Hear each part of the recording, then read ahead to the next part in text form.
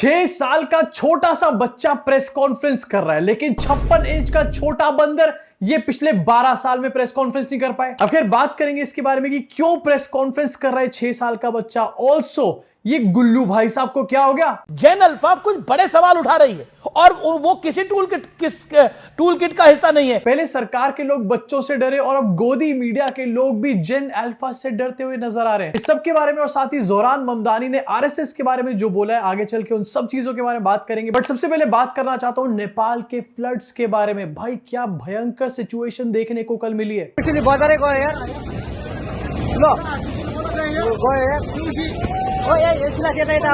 अब देखो, इस फ्लड का क्लियर रूट कॉज अभी तक नहीं पता चल पाया, लेकिन हमारे को इसके बारे में चिंतित होने की जरूरत है एंड ये भी आपको आगे पता चलेगा। तो कल सुबह की न्यूज है जहां पर पता चला कि नेपाल और तिब्बत के बॉर्डर पर एक भारी भयंकर फ्लड देखने को मिला एंड ये फ्लड एक्चुअली में नेपाल की बारिश की वजह से नहीं या फिर नेपाल की वजह से भी नहीं आ रहा था। ये फ्लड एक्चुअली में तिब्बत में आया था।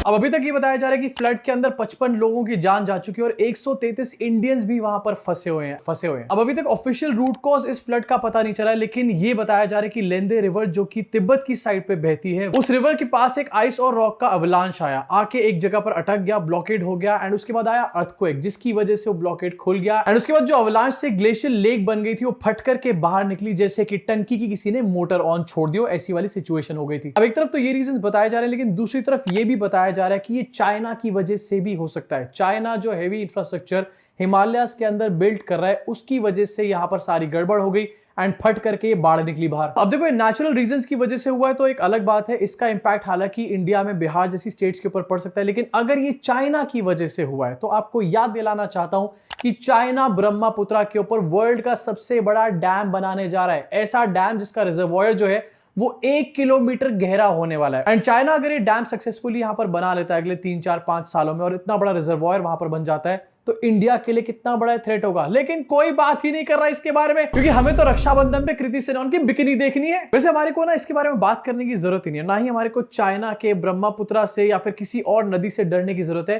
क्योंकि बाढ़ तो हम यहाँ पर खुद क्रिएट कर लेते हैं। कल सोशल मीडिया पे कानपुर का वीडियो बहुत ज्यादा ट्रेंड कर रहा था, जहां पर एक गड्ढा अपने आप बन गया कानपुर की सड़क पे एंड उसके अंदर अपने आप यहाँ पर एक वाटरफॉल भी बन गई। योगी जी के लिए तालियां बजाना चाहते हैं, क्या एस्थेटिक्स क्रिएट कर रहे हैं। इसी के साथ आगे बढ़ना चाहता हूं। बाढ़ तो बाद में आएगी बिहार में, उससे पहले ही कुछ आ चुका है बिहार में। क्रांति, छोटे छोटे बच्चे लेकर आ रहे हैं। बच्चे को डिटेन कर लिया गया है पुलिस के द्वारा।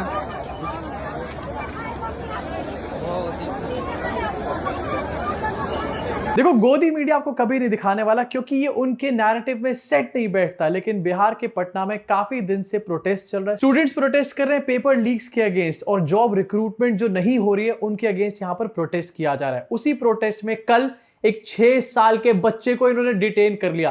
अबे कितने डरपोक है यार ये लोग। आप मर्डर कर दीजिएगा, इसका मतलब एसपी है कि आप पुलिस को यही आदेश था। आप लोग के पास कंट्रोल करने के लिए जगह नहीं मिल रहा था, तो यही मिल रहा था कि सबका माथा ही फोड़ दो। आप मर्डर हुआ तो 25 का धारा लगना चाहिए।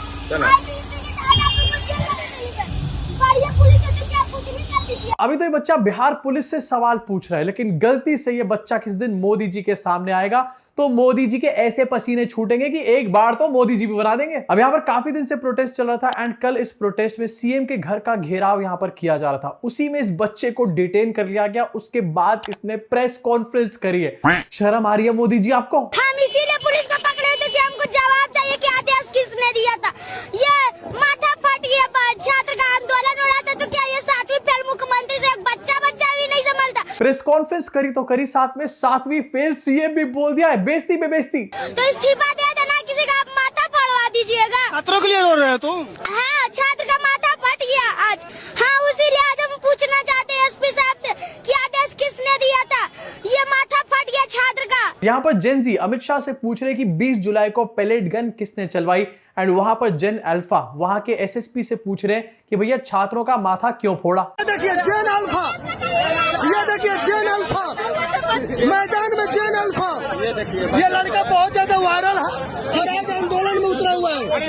ये देखिए, अरे दूर ये देखिए जैन अल्फा। क्या हुआ बाबू? अब जरा खुद सोचो, 6 साल का ये बच्चा सीएम के घर का कौन सा घेराव कर लेता, कौन सा सम्राट चौधरी को कहीं पकड़ लेता या उनके लिए थ्रेट बच जाता। लेकिन फिर भी 6 साल के बच्चे से डर गए। यहां पर पुलिस के लोग 6 साल के बच्चे को डिटेन कर रहे हैं। वैसे आपको बताना चाहता हूं कि 6 साल के बच्चे को डिटेन करना पूरी तरीके से इलीगल है। इनफैक्ट 7 साल से छोटा अगर कोई बच्चा होता है तो अगर वो बच्चा किसी की जान भी यहां पर ले ले तो पुलिस उसको इस तरीके से नहीं पकड़ सकती। एंड ये लिजिट वे में एक किडनैपिंग यहां पर बच्चे की करी जा रही है। लेकिन क्या फर्क पड़ता है? Mother of democracy. जब सम्राट चौधरी डरते हैं, एसपी साहब डीएम साहब को आगे करते हैं। पहले जेन जी, उसके बाद जेन अल्फा। ये प्रोटेस्ट बढ़ता ही चला जा रहा है। बस एक बुढ़े बूमर्स को प्रॉब्लम नहीं है मोदी जी से, बाकी सबको है। एंड जब से ये बच्चे ने प्रेस कॉन्फ्रेंस करी, लोग सोशल मीडिया पे खिल्लियां उड़ा रहे हैं और कोई कुछ कह भी नहीं सकता। Deleted scenes from Modi's life. Abhijit Dipke कह रहे हैं कि won't be surprised if they start raiding sperm banks next. अब एक तरफ तो बीजेपी की सरकार बच्चों से डर रही है, दूसरी तरफ गोदी मीडिया भी डरा पड़ा है। एंड कुछ दिन पहले जेन अल्फा के प्रोटेस्ट को लेकर रूबिका लियाकत बीजेपी से क्वेश्चन पूछ रही थी। फिर उसके बाद अंजना ओम कश्यप ने शुरू किया। अब इसी रेस में गुल्लू महाशय भी आ चुके हैं। एंड प्रदीप भंडारी, जो कि मीडिया कन्वेनर बनाया गया, भाई उसकी बोलती बंद कर रहा है यहां पर गुल्लू। जैन अल्फा कुछ बड़े सवाल उठा रही है और वो किसी टूल किट का हिस्सा नहीं है। उनके जेन्युइन सवाल हैं। उन जेन्युइन सवालों के तो जवाब देंगे या फिर उसको भी टूल किट का हिस्सा बोल देंगे?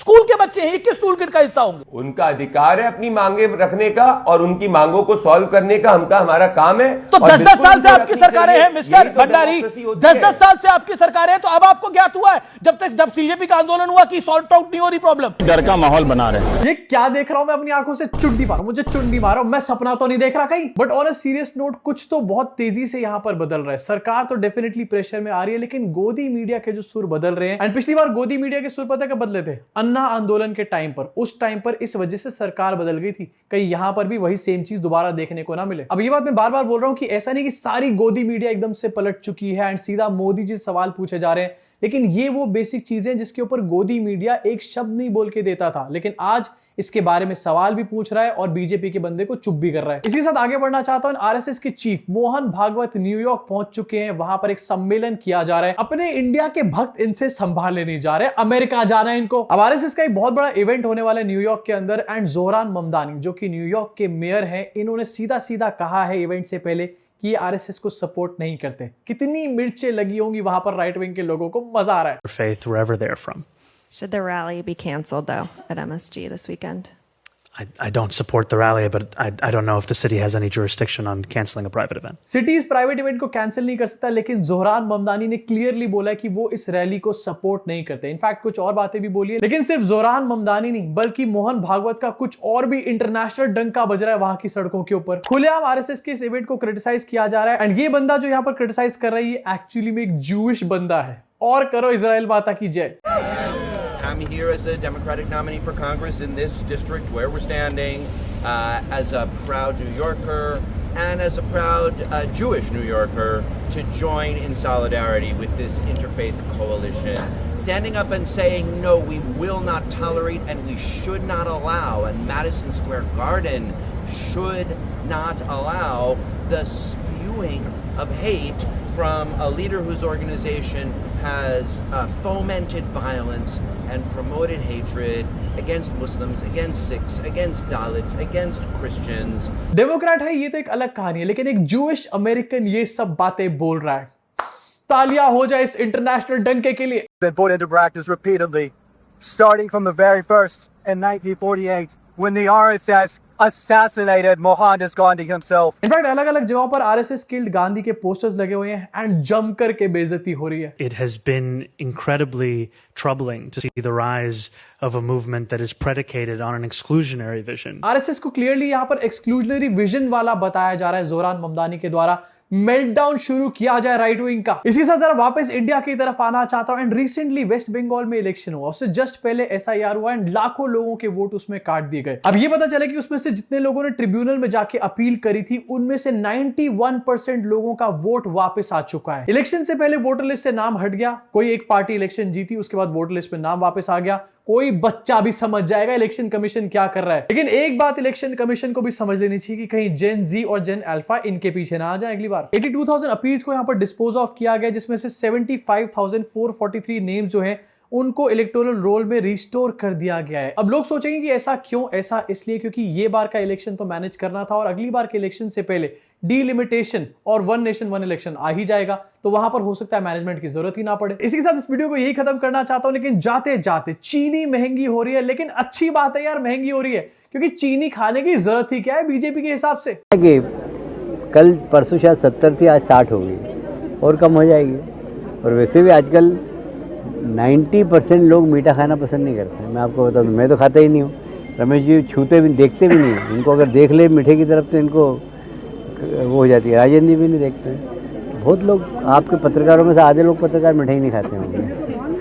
बच्चा मैं तो कहता हूँ खूब महंगी हो जाए। चीनी खाने से लोगों को डायबिटीज होती है, इसलिए अच्छा है चीनी महंगी हो जाए। वो पॉलिटिशियंस जो पास्ट में इन प्राइस राइज को क्रिटिसाइज करते थे और गवर्नमेंट्स को क्रिटिसाइज करते थे, आज वो उस प्राइस राइज पे कह रहे हैं अच्छी बात है महंगी हो जाए। अब ऐसे महान नेताओं के बारे में आपका क्या विचार है? नीचे कमेंट सेक्शन में अपनी भड़ास को जरूर निकालना, और जाते जाते सब्सक्राइब करके बेल आइकन और लाइक का बटन तो आपने दबा ही दिया होगा, क्योंकि गोदी मीडिया तो सच बताता नहीं है, तो कोई तो होना चाहिए ना सच बताने के लिए।